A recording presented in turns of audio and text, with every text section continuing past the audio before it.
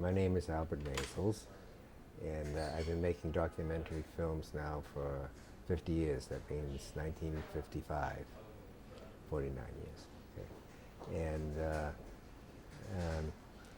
I came to love music through watching my father listen to good music. And good music, in those days especially, was classical music. So I really got a classical music appreciation course just by watching my father listen. So that gave it another dimension. And the other dimension that I add to music is by filming it.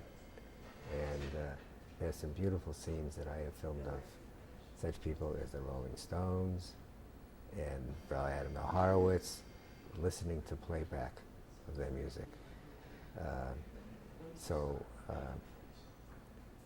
Music has always been a source of love for me, if only for the fact that I keep thinking of my father all the time, who was passed away many years ago.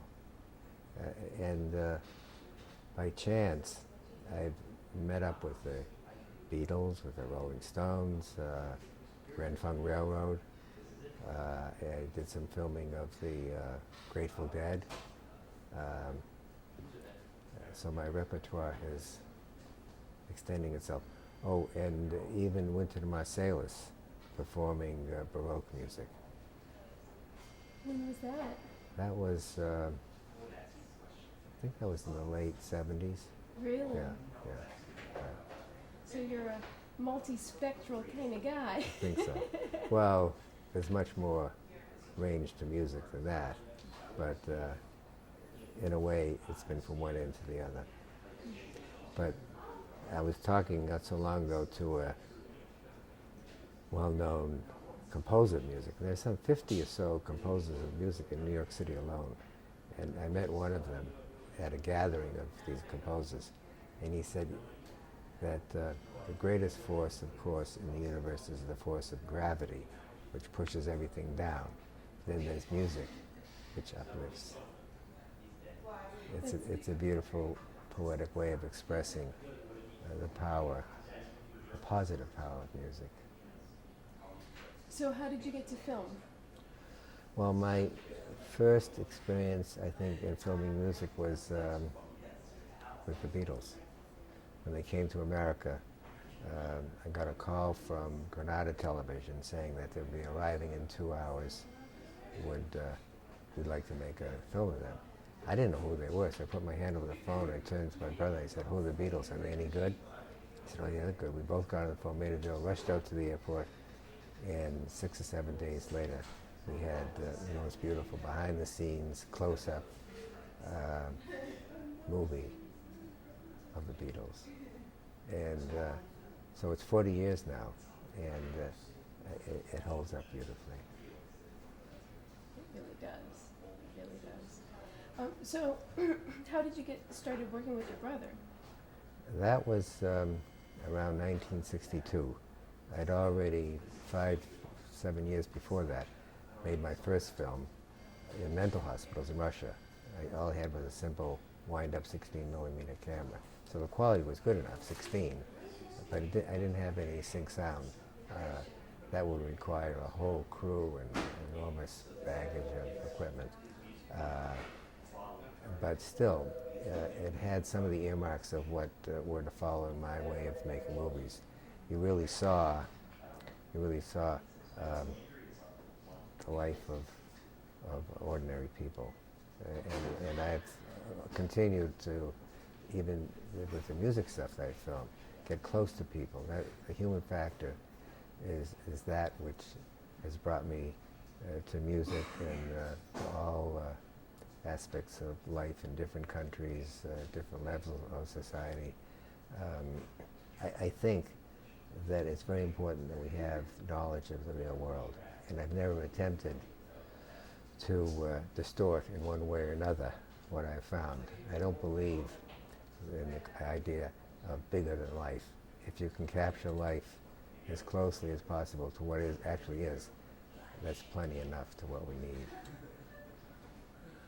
And what was your brother was in film? My brother had had some experience working on some Marilyn Monroe films because he had met the photographer of Marilyn Monroe, Milton Green, who just at that time in the mid 50s was getting into co-productions with Laurence Olivier, films such as The Bus Stop and Prince and the Showgirl. His experience was in the Hollywood sort of film. But then in 1960, I joined up with several other documentary filmmakers, and with a grant from Time and Life for $1 million to develop the kind of equipment that you really need to be portable and not interfere, not impose on people. A two-person crew could suddenly, in sync sound, just get exactly what's going on, capture it forever. So that was very exciting. And then my brother and I in 1962 decided to go out on our own, and we began to make films. A film called Showman about a movie distributor, Joseph Levine, and then the famous Beatles film, 1964. And 67 or so, a film of Truman Capote, 68, a film of Marlon Brando. Now that Marlon Brando is gone, we now have this wonderful half-hour film of him as he was, exactly. Not as heavy as he became, but at his prime in 1968. I'm showing that film in a couple of weeks to a memorial group that has come together to celebrate Marlon, including people such as Arthur Miller and other noted friends and acquaintances of Marlon Brando.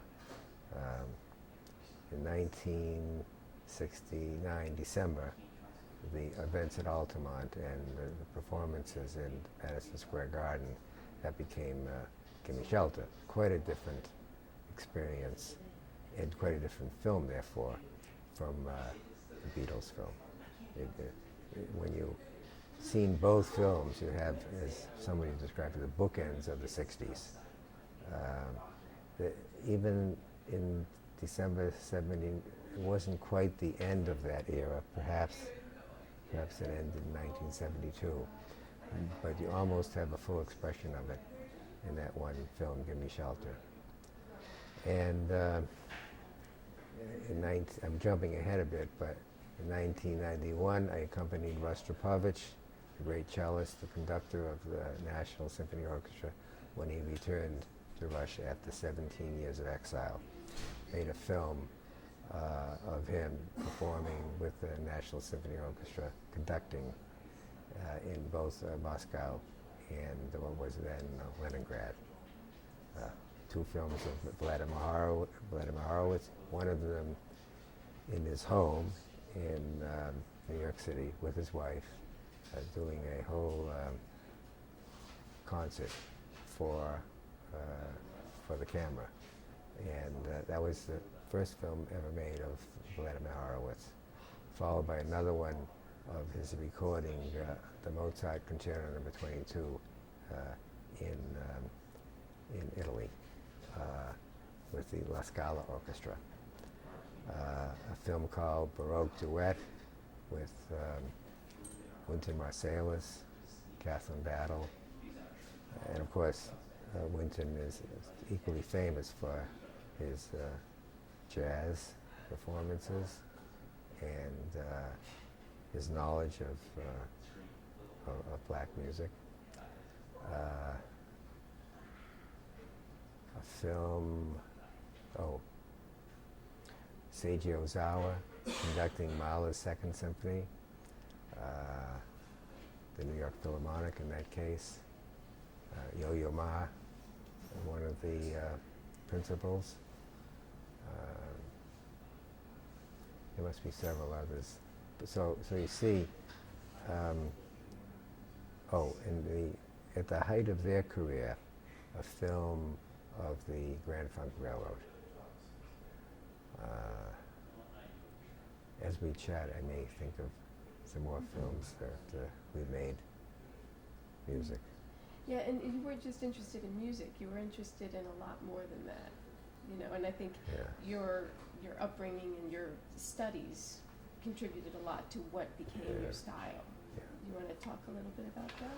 Well, it's a style that is so accepting of people and the events that take place that frequently things emerge from the film that are just as important, or even maybe even more important than what we started out with.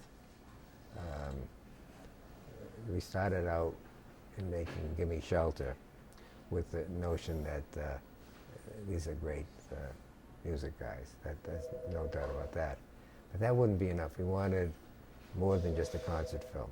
Just what that would be, we were open to.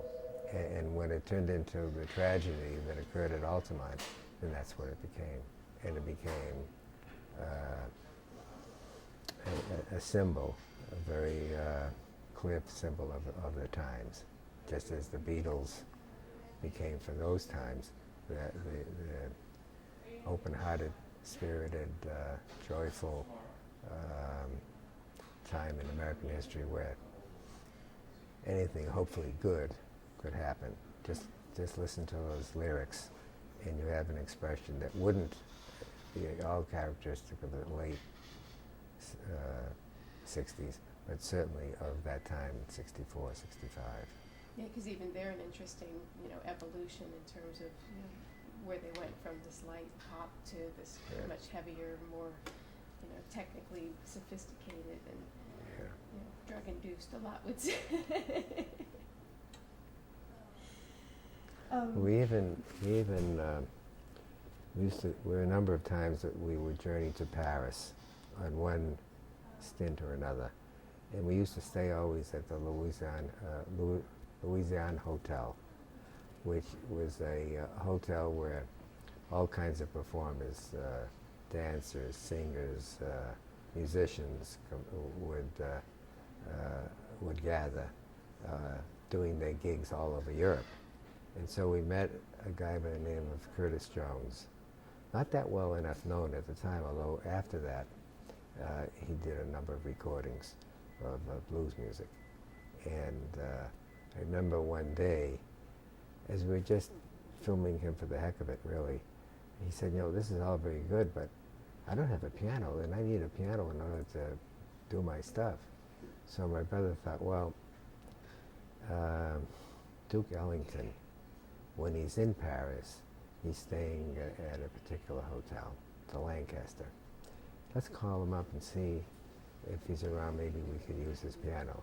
So we called up. He answers the phone. He says, yeah, come on over. So we spent the day with the Duke and Curtis Jones at the piano. And a full day, because the Duke had one story after another to tell. And when we left the apartment, I remember Curtis Jones, who comes from this little town in Texas, saying to us immediately as the door closed, he said, I have met the master. And that is a way perhaps of expressing what most people would like to say or have said in just so many words as to the reaction to the film when they see it. They see themselves in it. They have met themselves and they're pleased with it. And they're pleased that themselves, a sympathetic, authentic rendition of them just as they are, right, is something that they're pleased with, and the public, of course, is so pleased in having the opportunity to be with such an interesting person. Whether that person is a Curtis Jones or Duke Ellington or a Beatles or whoever, or a patient in a hospital in Russia, it's all people whom we never knew before, as well as we would know them once they see the film. Yeah. So, in the Capote piece, it was when he had just done In Cold Blood, and it was the nonfiction novel, and I think that influenced you in your brother a little Oh, bit. yeah. Well, for several years, we imagined ourselves extending the documentary form from feature length to feature. And we had a particularly strong incentive when we got to know Truman Capote and his extension in literature of the novel from fiction to nonfiction, and similar to what we would do in film. Nonfiction film, let's make it a feature. Nonfiction book, let's make it a novel. And so when we completed the film of Truman, my brother had lunch one day with Truman's editor at Random House, Joe Fox, and with the purpose of maybe exploring the idea as to what kind of subject would suit itself for such an exploration. And Joe came up with the idea of door-to-door salesman. And when David came back to the office and reported on this, we both got all excited about it because we both had done some door-to-door selling ourselves. I had sold fuller brushes and encyclopedias, my brother Avon, all with the intention, as we were in high school, of earning enough money so that we can go to college. And but we also knew from that experience of the adventure, the knock on the door and the mystery of whether you're going to succeed or not. Charles Lamb, the poet, I remember reading later on, he wrote a poem in which he said that there's no more beautiful sound in the world, whether it's in the country or in the city, than the knocking of a door. But I would add to that, unless it's a salesman knocking on the door. And as beautiful as it may sound for the salesman, with the prospect maybe of making a big sale, it's a portent, in this case, of a situation where a housewife, unprepared, falls to the ready sales pitch of the salesman. Mm-hmm.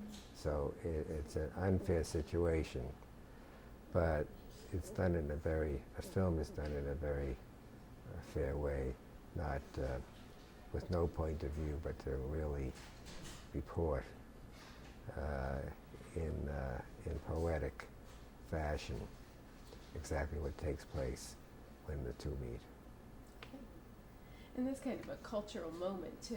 It's like it's much less now because you got your telemarketing and your internet sales, and it's that door-to-door nature is a dying art. That's right. I don't think there are any guys selling the Bible. At that time, there were 4,000 of them. But that particular thing has disappeared. But still, the American philosophy of do it on your own, that still is part of our way of life. Yeah. And it's a dream that doesn't always come true. Rarely, as a matter of fact. Really.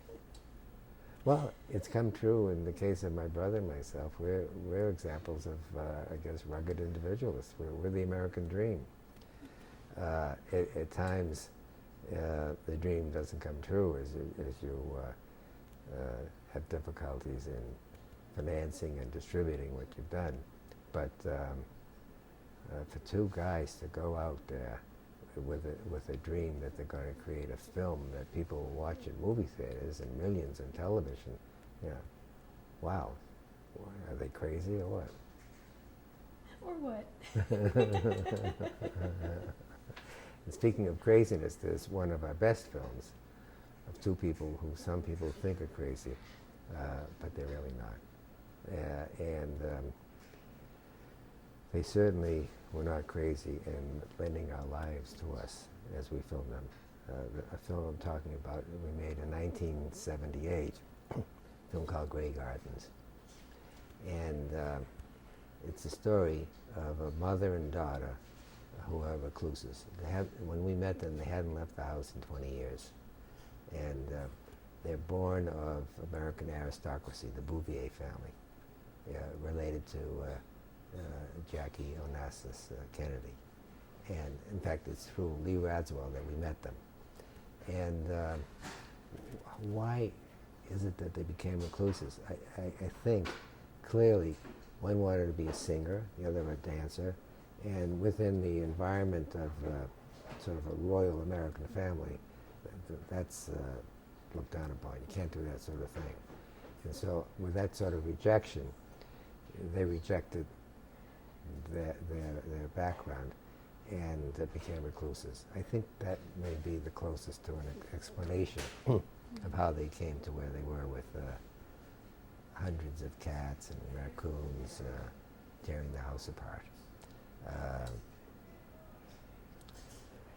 There's nothing in the world that can replace the beauty of that moment, so expository of who they were in the most beautiful way. Than the music that you hear when Edie, the elder of the two, the mother, sings Tea for Two, you for me and me for you. Not prompted by us, just suddenly she popped forward with it, and luckily the camera was rolling. It is strange how so many things happen coincidentally, but almost better than if planned, because they're clearly incidents. In the case of the Beatles, that music, so uplifting and so pertinent to their life and to the culture of that moment. Under my thumb, Sympathy for the Devil, all that stuff, such a perfect rendition, such a perfect musical accompaniment to those awful events, the killing and the violence at Altamont. We're lucky. I think there's an expression that maybe sums it up in a way, that coincidence is God's way of remaining anonymous. If not God, then reality is the force behind the documentary, which gives us material that is so relevant to our understanding of the world around us. When did you come to New York? I think it was around that time, around 1956 or so, so I was close to 30. And what brought you to New York? What brought me to New York was that my brother already had a place for me to stay, and he was paying, as I recall, $36 a month. So splitting it in half, it benefited both of us. We could live on $18 a month rent, and he was still working with Hilton Green, the photographer of Marilyn Monroe, and I was getting into all kinds of ventures related to film. It was 57 when my brother and I got on a motorcycle and traveled all through Eastern Europe, filming as we went along. 58, I traveled with a young filmmaker from Chicago who was obsessed with the travels of St. Paul, so we traveled all over Turkey. And ending up with a rather romantic gesture on my part, where I decided to swim the Dardanelles, just as Lord Byron had done several centuries back.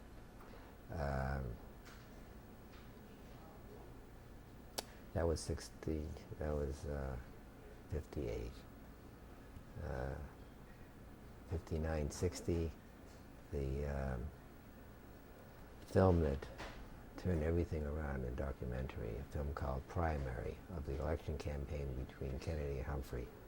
I helped to shoot that. And in that process, I got to take part in the development of this new equipment and the use of it. So that out of that, I built my own camera and used that camera in filming Showman and the other films that I've already described briefly. So it was kind of a blending of a lot of people, you know, with a Yes. common aim. Yes. Did you find that continued? Not so many Yeah. people. I mean, there were really 4 of us. Oh, Bob Drew, who produced and raised the money, and along with Leacock, had the basic idea of American cinema verite, and myself. And then my brother and I helped to carry on the tradition. And what brought him to New York? My brother came to New York really in consequence to working with Milton on the Marilyn Monroe films. So it was just, that's where things were happening, so Yeah. everybody was kind of gravitating. Yeah. So, did you want to do cinema verite, or you just were curious about it and decided to adapt? We see, perhaps because I started out in psychology, and I went into psychology because I was so interested in exploring it and representing human behavior that I found that I could even go further in describing what's going on in a very integrated fashion. If I would pick up a movie camera, that would allow me to very clearly represent people's experiences as they took place. And I'm still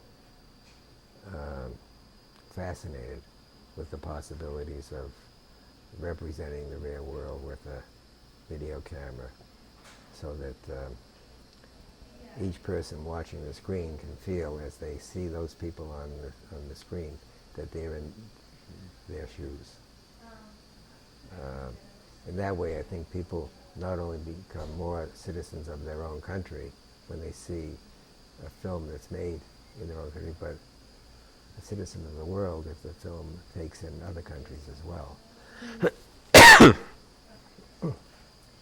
So, talk to me a little bit about the cultural scene in New York. Yeah. What do I know about it? Well, there was the Beat Generation. I don't know exactly what years that would have been.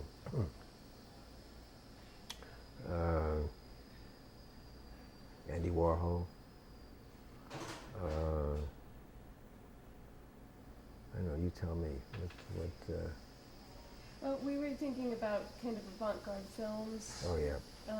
Yes, there was Jonas Mekas and Shirley Clark.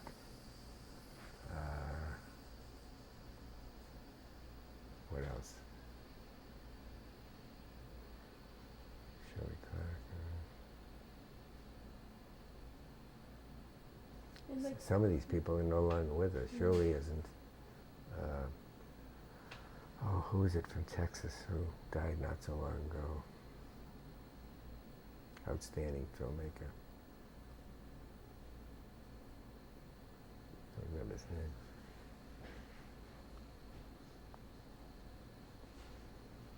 Alfred Leslie, who was a painter at that time, and he also made a film with Robert Frank, and that was called, what was that called? Let's see here. Oh, Pull My Daisy. Pull My Daisy, yeah. Can you talk about Pull My Daisy? Yeah. Well, Pull My Daisy, it was not really at all in the style of what Leacock, Pennebaker, and myself originated. But it was so poetic, so beautiful. I mean, you wouldn't find a narration in one of our films, and that's true today as well. But there are times when a narration really works beautiful. And Jack Kerouac, as I understand it, saw the film, narrated it as he saw it, and that was the narration, quite spontaneous. And I don't know that anybody could do as well or better. And the images, because were so beautiful, because Robert Frank was so good as a still photographer, he extended that kind of poetry to his movie making. Very touching film that should be around for a long, long time. Yeah, I think that was controversial when it came out. I don't know what was controversial about it. I don't know. Sometimes, well, Grey Gardens, 1978, I don't know of any film that's more controversial than that. All the way to the point where Walter Goodman felt that we were very wrong in making the film simply because we had chosen the two women as subjects. I mean, there is the notion, or at least it was at that time, I hope it's passed on and disappeared, but the notion that there are simply some people that shouldn't be filmed. I don't get it. I wouldn't out of hand exclude anyone as a subject. I think it's important that for each person, that whoever is filming them has the capability of getting in touch with them. But I don't think there's anybody that is so remote that contact can't be made with them. And I think a lot of that's the filmmaker's intent too. You know, if you're intending to exploit them, that's entirely different than intending to represent them. Yes. You know, Yes. so and that's something that a lot of filmmakers don't want to take responsibility for. Yeah. Well, some filmmakers even go so far as to feel that they have to do injustice to some people because they deserve it or they hate them or whatever. I can't imagine filming anybody without giving them a just measure of love, proper attention, empathy. I think everyone, as one human being to another, deserves that kind of respect. You take on a great responsibility, I think, and to do justice to that responsibility, you have to give that person a great deal of love. And what about venues? You know, what were you doing from 65 to 75? Where were you going? Where was I going? Yeah, were you going to the Anderson Theater? Were you seeing bands? Were you going to movies? Were you just filming? My life is pretty much, as much as I do connect with the outside world when I'm filming that piece of it, I don't see many other people's films.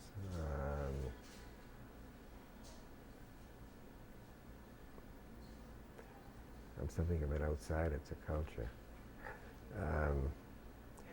I don't see anything really of television, and I think I've seen enough of it to know that too much of it is, well, for one thing, too much of it is stuff so made that doesn't challenge you to engage yourself with it, so that you're watching it, learning nothing from it, and just wasting your time. Even more than wasting your time, it gets you more and more into the practice of escape, of diversion. In fact, diversion can be a primary element of entertainment, and it is in the case of television, but it can also be a primary element in engaging you in a worthwhile way. I mean, when you see Grey Gardens, which took someone 25 years to get it on television because it was so different from what is normally expected. You know, when you see that film, you will never forget those women and that relationship. And if you're open-minded enough, it may teach you to accept that much more people who don't live quite the way we do. And that's a great lesson in itself, because I think probably the single greatest evil in the world is tribalism, where one group of people thinks that they're so good that other people should be the same. And so they even may go to war over it. And I mean, the Crusades are the ultimate expression of that, where Christians with good intent, following the golden rule of do unto others as you would have them do unto you, they did unto others what they thought was good for them. And because the others were infidels in their point of view, they could kill them if they didn't become like them, good Christians. And that idea of tribalism can be applied to just about any group which thinks it's better than others. And as a group develops its own philosophy, it's sometimes very likely that it will fall into that trap of tribalism, and no good is going to come of it. Do you think television was as bad in 65 to 75 as it is now? Probably worse. Yeah? Especially as a documentary filmmaker. You see a program like The Osbournes, which is saturated with profanity for no particular purpose, and a family that is certainly not a role model. I have yet to see on television, in the old days or even now, Happy Families. That's a good example of decency, of generosity. I think people that put these shows together, they think that it's necessary to have conflict in order to have drama. And I question that. I think that there are dramatic moments in everyday life that make for film or television material that will hold your attention all the way through. Nobody gets killed in Salesman, the film about the Ford Bible salesman. Nobody dies in Grey Gardens. I mean, there is love and there is struggle, differences emerge, all that, but all within the context of a loving relationship. So I think that the Grey Garden story is a positive one with some tragic elements. So, were you involved in like the Living Theater at all, or did you know No. kind of the whole Judson Church? Were you spending time with other artists, or? The Living Theater, who was that? Who was that? Judith Molina. Judith Molina. And who was the man? It's right there on the top of my head, and I don't have it. But it's strange. Didn't they work in France as well? I think so. Mm-hmm. Yeah, because, and I must look into this. By the way, I'm making an autobiography film. Oh, are you? Yeah. Oh, excellent. And so I'm searching through all the old materials, and I'm discovering films that I completely forgot about. And this is one of them. I don't know if it ever came to a full film, but I remember making a film of the Living Theater. And they were a great group at that time. Yeah. How they disappeared, I don't know. Nor do I think they should have.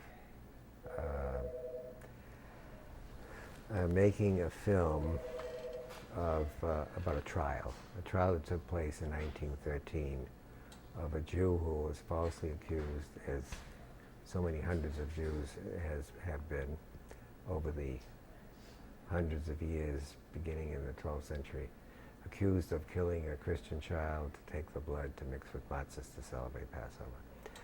Well, this trial and this man is the subject of a film I'm making.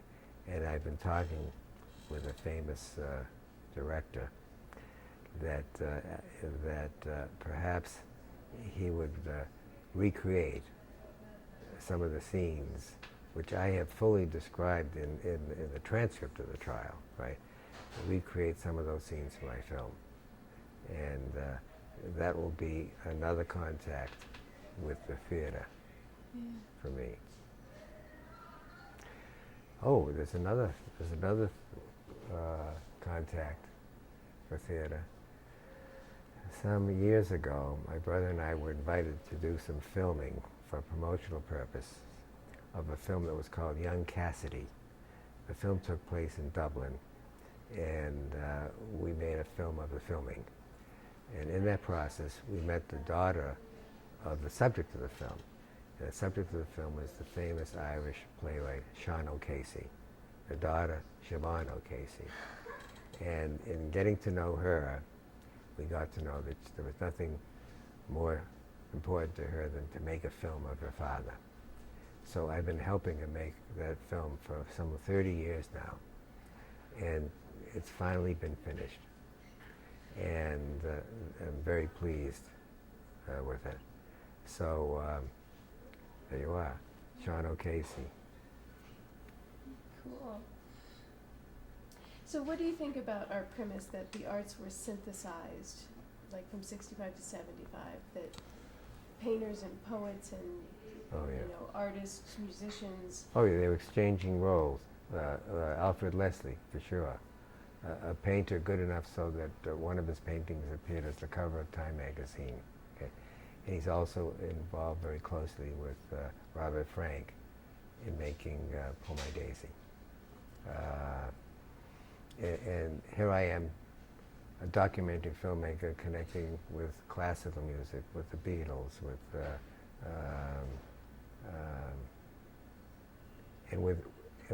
with an artist as well. I've made 5 films so far of 5 Christo projects.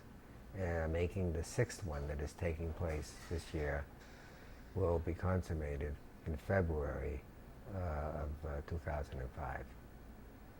So I've been in the thick of it. Yeah. Music, art, you name it. And do you think that from 65 to 75 was a particularly easy, it was easier for the arts to intermingle than now? That I'd have to give some thought to.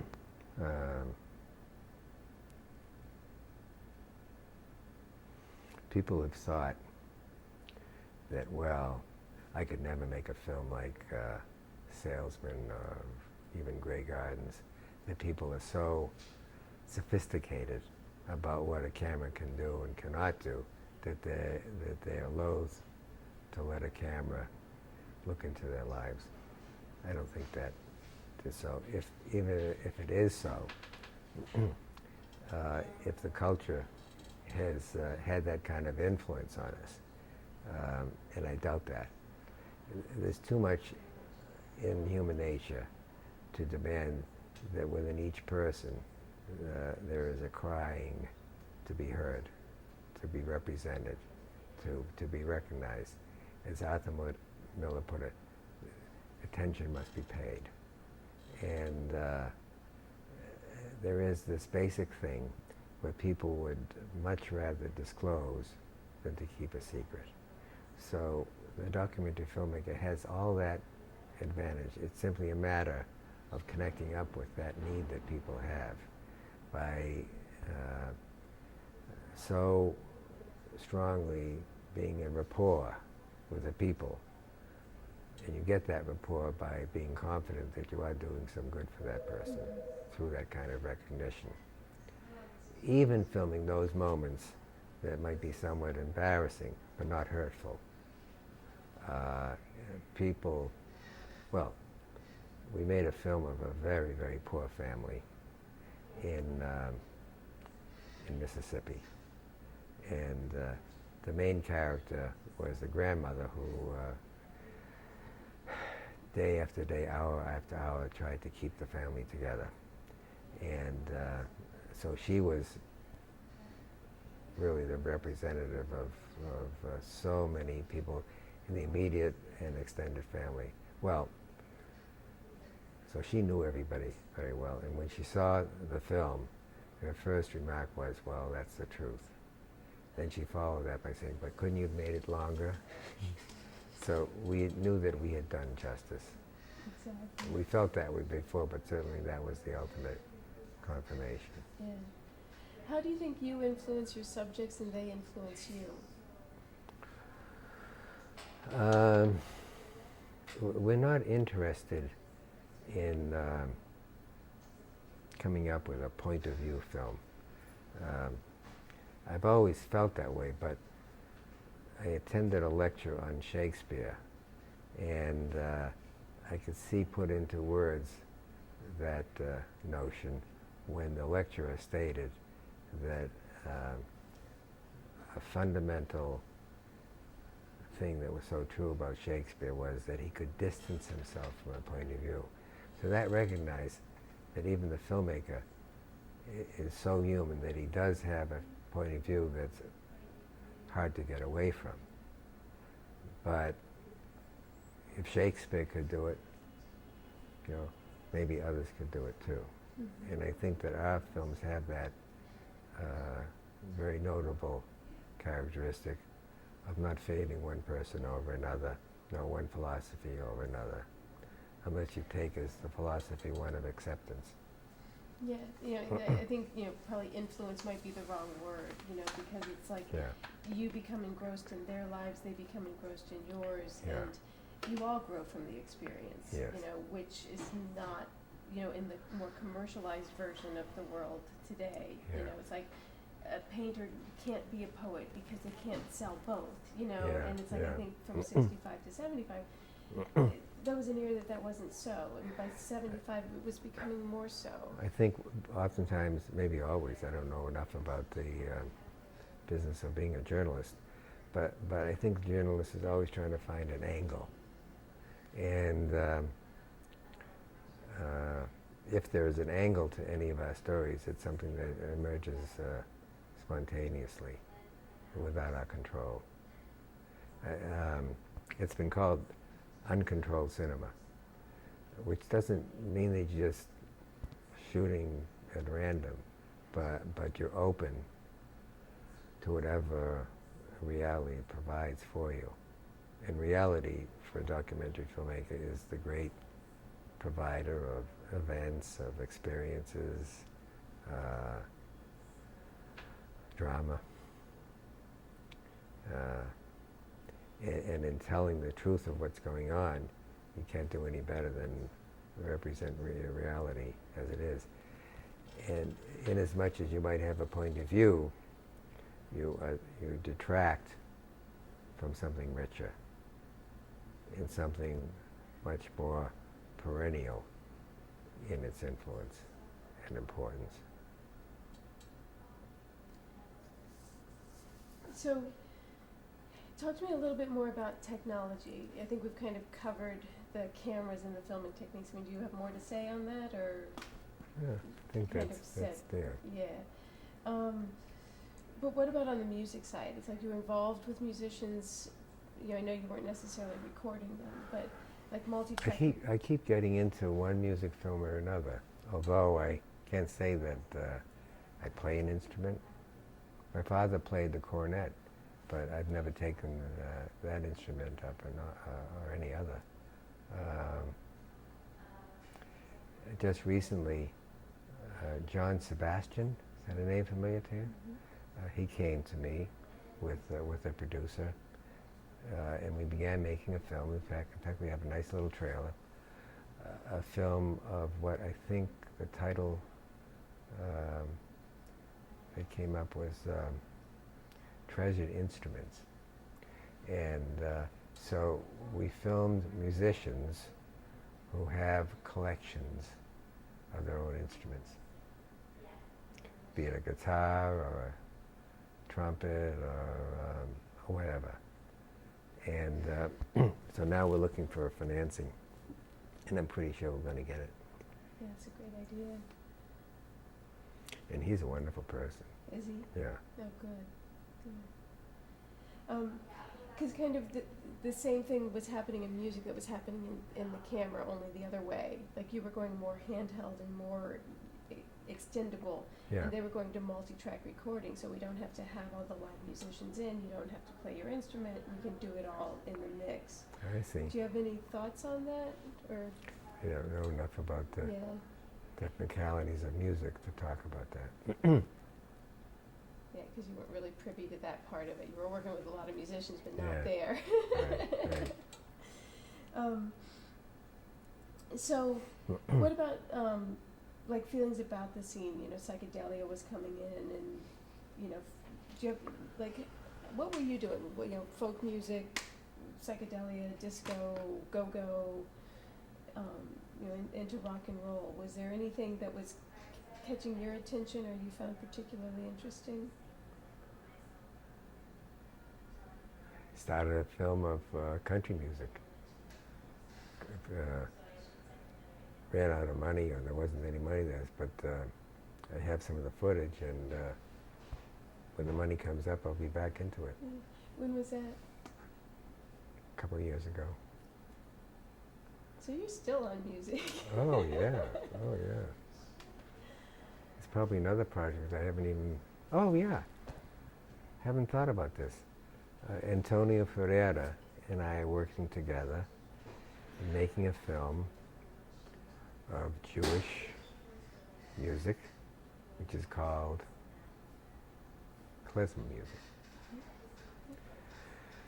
So last year we went to Poland with David Krakauer, who has his own klezmer music group. He plays the clarinet, and we went to Krakow, where his family came from, but where there's a re-emergence of Jewish music and culture. And we have a wonderful film in the works. Just has to be put together. Great. Talk about music, right? Want to talk a little bit about music? Yeah. Earlier today I was just talking with Jasmine DeLille, who contacted me. She wanted me to help film a group of gypsy musicians who were performing in New York and in Belgium. So I went to film in both places, and then finally we accompanied them to their hometown in Romania. So we have them. And one of the group is an old-timer who plays a violin, and there's a moment where he takes a string, and not a bow, but a string, which must have a lot of resin in it, and he pulls the string across his violin. By the time it has come to a stop, you feel, oh my God, now I know the whole history of gypsy, or as they call it, Roma. And it grabs you. But it's interesting. You don't have to be a gypsy. You don't have to be a Jew. You don't have to be that other person in the film of poverty. You don't have to be the Beals in Grey Gardens, to be the Beals, or the salesman, or the housewives, to know what it is to be that person when you see the film of them. For that time, you're in that person's shoes, and it's. I think it's a wonderful opportunity to know the world. Exactly. And one of the consequences of it is to break down that awful thing known as tribalism. Right, right. So a lot of your work just continues.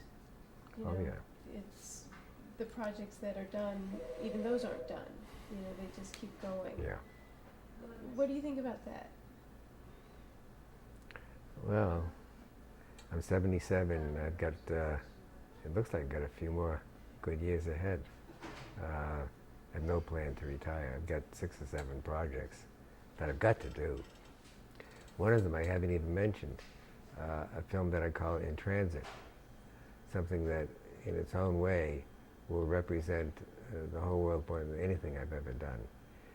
I'll be traveling on long-distance trains in various parts of the world, maybe half a dozen countries.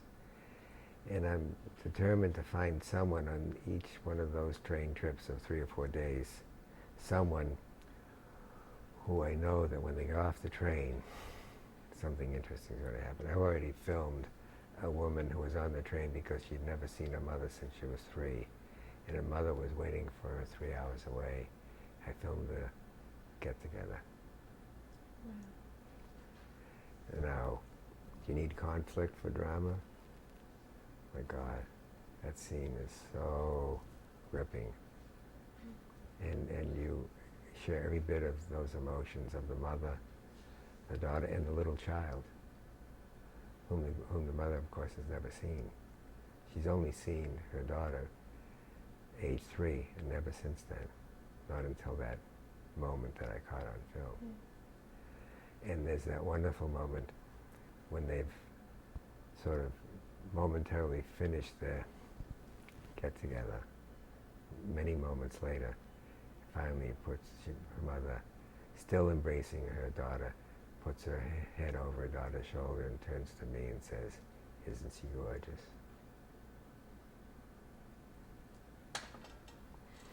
So there's a lot more to do, and there are even new kinds of genres of documentary filmmaking that I'm exploring.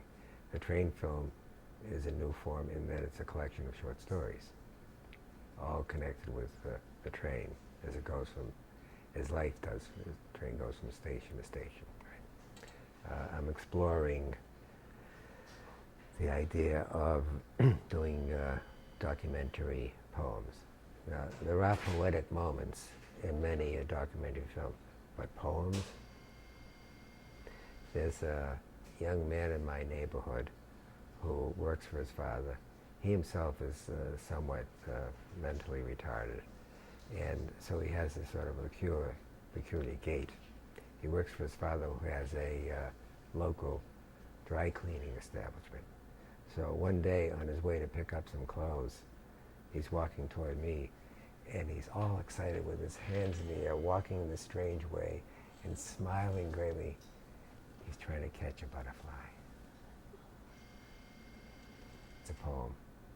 It needs no explanation. It has no explanation. It has no particular meaning. It has no purpose. It has no point of view. It has poetry. So I'm embarking on a whole thing, what I call not just poetic moments, but really poems in themselves. It might be 30 seconds, it might be 3 minutes or 10 minutes. Right. It can be 1 line or 10. Yeah. Or 3 pages or 6. It can be something that I witness on a bus. A woman, a very much overweight black woman, whom if you were stereotype oriented might think of her as a kind of a Aunt Jemima or something. I wasn't thinking that way at all when I saw her just looking off into the distance. But I saw that something might develop out of that, and so I nudged the woman next to me. Now the two of us were looking at this woman in a very kindly fashion. Oh, and behold, the little girl next to this woman, also black, probably her daughter, maybe 8 or 9 years old, gets up, slips around in front of her mother, nestles her head between her mother's enormous breasts, and falls asleep. I mean, that transformation from a woman looking nowhere to nothing became the something of motherhood. And I don't care what your previous attitude might be in seeing that little poem, if I had filmed it, you would learn something of poetry and beauty in seeing it. So how did you and your brother keep your company going? In some large measure by at first making commercials, and then now, and for many years now, having a separate wing that makes commercials. And other films of commerce, films for companies, whatever that purpose might be. How did you feel about making those versus making yours? Well, it only helped financially, and it didn't take that much time. I think we made some of the best commercials, but the future was not with the way we made them, because the average commercial, in order for it to do well by the advertiser, has to cost a lot more than it would cost to make a documentary. So the average television commercial costs $336,000.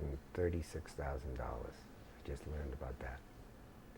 And you don't do that by making a documentary commercial. And I think personally that if you're trying to convince somebody of something, then the strongest communicator is another person. Speaking of or representing an experience that somehow represents the product in a way such that one would want to buy that product or service. That was what we went on, and that was good at its time. But now it's mostly just cinematic gymnastics, which are very expensive. But it's hard to see what it's all about. Anything else? Were you aware of censorship in the 60s? And I know Mikas was prosecuted, I think. Censorship? Yeah, did you ever, were you aware of it? I know I don't think it ever touched you, but Well, I've always been very deeply touched by a kind of censorship. And that is, once having made a film, or even in the financing of a film, I never got the support of commercial television, nor does any other documentary filmmaker. Very rare exceptions to that. Very rare. And that's a form of censorship. They control the airways to a major extent. And then the other thing is, even with the cable networks, they have their own sort of format for a film, and probably not the way I do it or want to. It would cut back on the essential power of what I want to transmit. The bright side of that is HBO, and I've made 3 films for them, and they're going to take the Christo film, The Gates Project, right? So that'll be the 4th one. And Sheila Evans, who's in control of HBO documentaries, is so good as a filmmaker herself that she gives us the freedom that we need. And we've turned out some very, very good films that I'm very pleased with myself. But the only other thing, and it's a major hope, and that is to make stuff also for DVD, and upcoming making films that'll get shown on the internet, and give you a profit. That's being worked out right now. Yeah, there has to be a new distribution Yeah. method. Yeah. It's just not. It's not working. Yeah. Yeah. So I'm going to throw a few more names out at you, and it's Helen Levitt and James, I guess, Iggy's film about Harlem in the street. Oh, Helen Levitt, yes. Yeah. Yes. Any thoughts about Oh, it? yeah. Well, what can I say? Very good. Helen Levitt, and also, can I remember the name? Begins with an O. A woman. The wife of Morris Engel.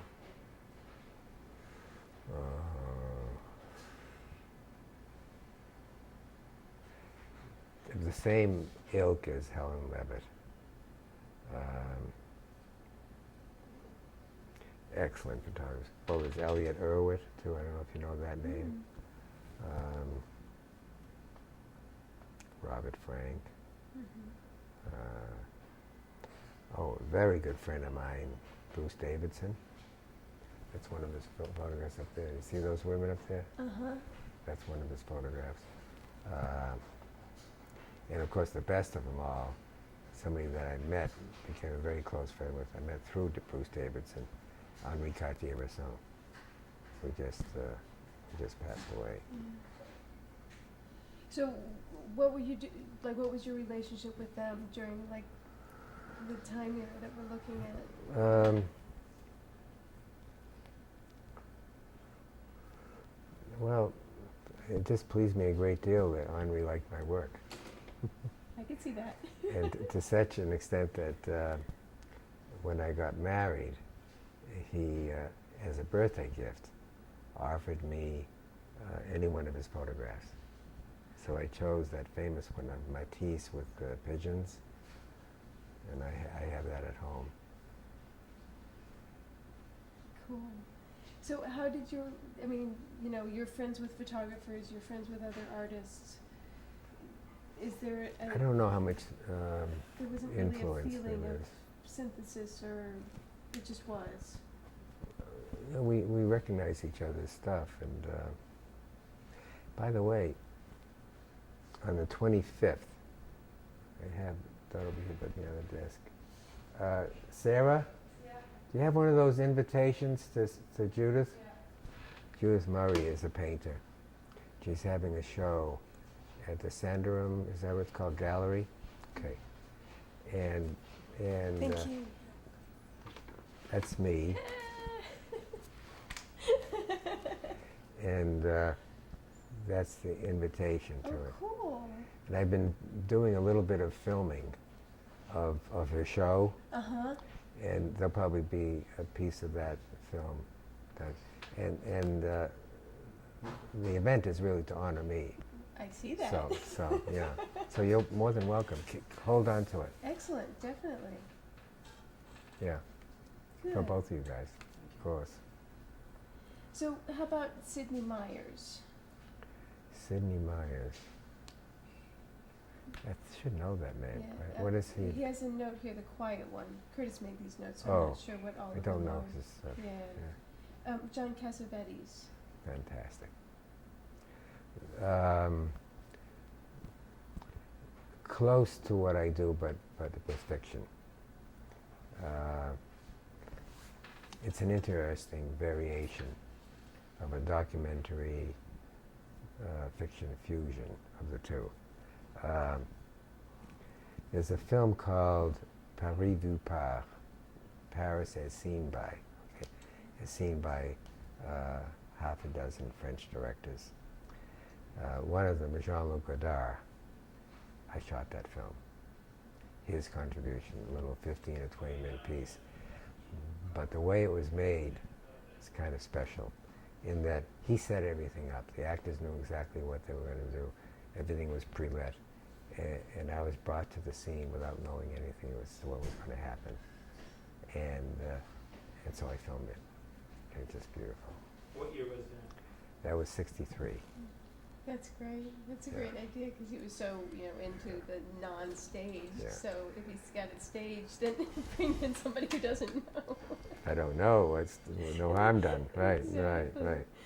And then another variation that was planned but never executed. That same year, 1963, my brother and I met up with Orson Welles in Cannes, and he said, if you guys are free, why don't you come to Madrid instead of going back to New York? We'll spend a week together. So we made a film of him talking about a film that we would make, where he would throw away the script and see what happens. And it's a film you can see if you like. You know, Yeah. we have it here. Yeah, I'd like to. A little 10-minute film. Yeah, that sounds really interesting. So do you think you could have done what you did in the 60s now? Like starting fresh?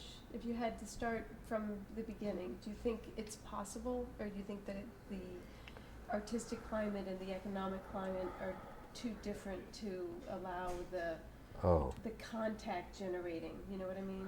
I don't quite understand. I mean, I'm doing now what I did then, but only in a more developed way. Yeah, but you have a reputation now. Oh, you I know what I see. mean? It's like, do you I think you see. could still get the same caliber of people? You think there's enough of the Well, I mean, people that I've mentored are doing a great job.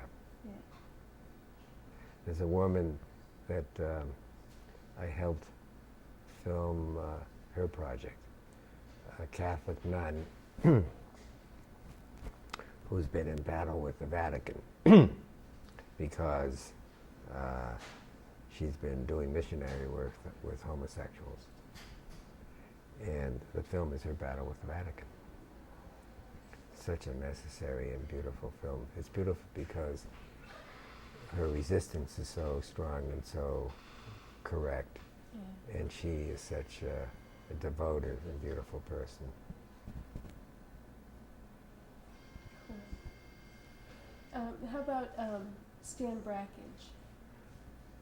I don't know him. I met him, and I'm sure we would. He died, didn't he?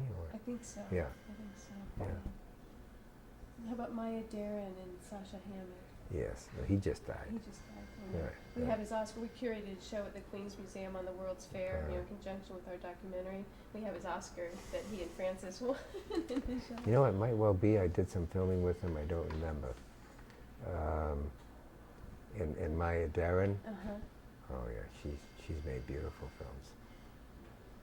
So what do you think about kind of the experimental nature of the films that they were making and the experimental nature of what you were Oh doing? yeah. I don't know, not so different in that they're good. Trying to think, what is the title for Maya Deren's film? Trying to think. Yeah, she did one about like mirrors, Oh yeah. and they were really into their cats. And I just remember my liking them. Yeah. Where would you see those films? I think I got to know Maya Deren. I think she showed it to me. I think that's how I saw that. But in general, in the 60s, where would you go to see like avant-garde and experimental? Well, there were two sources. At least it was, what's his name? Jonas Mekas already at it. I'm not sure when he started. But then there was also Cinema 16. What's his name? Do you know what I'm talking about? Yeah, Cinema 16. Well, you can check into it. Cinema 16, which is to say, nobody was showing 16 millimeter film except this one guy. And so much of the avant-garde independent film was shot in 16. Yeah. What about like the 8th Street Playhouse? Did you ever? I don't know about Yeah. that. And he has here Charles Theater, which was on Avenue B at 12th Street, showing underground films. And like the Peace-Eye bookstore. There was the New Yorker. Mm-hmm. What's his name? I forget his name now. Yeah. In the Paris, you must have had dealings with Paris. Paris is where we opened Grey Gardens. Nice. That's the poster on one. Yeah, yeah. I think we're pretty much done. Yeah. I want to just throw out one last thing. Someone had just said that they thought that documentary filmmaking was, in effect, fiction. And Oh yeah. just get your comment on that. Well, doesn't make much sense to me. But even people like Wiseman, for example, he's called documentary filmmaking fictitious reality, I think is the term he used. It's either corresponds to reality or it's something else. That's at the very heart, to me, of what a documentary is. I mean, you can do the other, but don't call it a documentary. I think he, maybe because he does, I don't know, he overemphasizes the manipulation factor. I know that anyone who works in the editing of our films, what the film ends up as and what the material itself looks like, are perfectly consistent with one another. And yet, and this is what's so interesting, The editor is certainly a creative person. The photographer is a creative person. And this is what so many people have a hard time understanding. Okay, if the photographer, the cinematographer, is creative, if he's an artist, then how can what he does correspond to what's outside? It must be, in order for it to be creative, it's that much more creative if it's that much more different from what he sees. But that's not the case. It's that much more different, perhaps, from an unskilled eye seeing it. But it's perfectly consistent with what's there. It's just that that person can see it in greater depth and in relation to whatever that makes it that more obvious as to what really is going on. Orson Welles put it very beautifully when he said that the eye of the camera person behind the lens should be the eye of a poet. So a poet has a poet's eye, and that allows that person, as a documentary cameraman, to notice what other people may see but don't catch. So I think the last point, as I thought of that as you were talking, we've heard talk that some of your films, like almost every scrap of image was used, and that's part of what made the editing process so challenging but so rewarding. Oh, that almost everything that I shoot is used? Yeah. Who said that? I forget. It's actually in one of the commentaries. I don't know if it's on Salesman. I think it's on Salesman in the commentary track. So that you. Did the editor say that, I maybe? think so. The Yeah. editor Oh. said it, yeah. So Oh, that you. well, that's nice. That's good to hear that, Right, yeah. that's a pretty good Yeah, shooting yeah. ratio. Yeah. Very good. Yeah. I think that one thing I plan to do is my daughter is putting together a scrapbook for Grey Gardens. There already is a DVD of it, but I want to make another DVD for the scrapbook, which will have more recent events since then connected with the film, but it also may have 2, maybe 3 hours of outs of the film, stuff that didn't get into it, and that would, whatever ways, it'll give the viewer an opportunity, in a way, to get into the editing process, to understand the process, I think. Yeah. It's like what it means to cut away Yeah, at this particular yeah, moment. yeah, and yeah. And to understand the camera Exactly. as it shifts its focus from one piece of what's seen to another. Anything we didn't talk about? I think we got it. I mean, I'm sure there's plenty Yeah. we didn't talk Now, about. where's this going to be shown? Nowhere. In a living room near you. Huh? No, I mean it. No, we don't know. We're just starting, trying to piece together what we're talking about and what Okay. we're thinking about. But, Who else are you filming? we filmed. That would be might be good for you. Who's that? Alfred Leslie. Oh, yeah. Is he still around? Yeah. Oh, yeah. That's a great idea. He's painted, and he's made. I know that he's made at least one film of his own. Yeah. One on the Cedar Bar, Uh-huh. where it all took place. Yep. Yeah, that'd be great. Yeah. That's Yeah. a great idea. He's a great guy, That's a and great I can give you his Oh, yeah. number. Definitely. I got it over there, I think. I'm cutting, okay? Yeah. Yeah.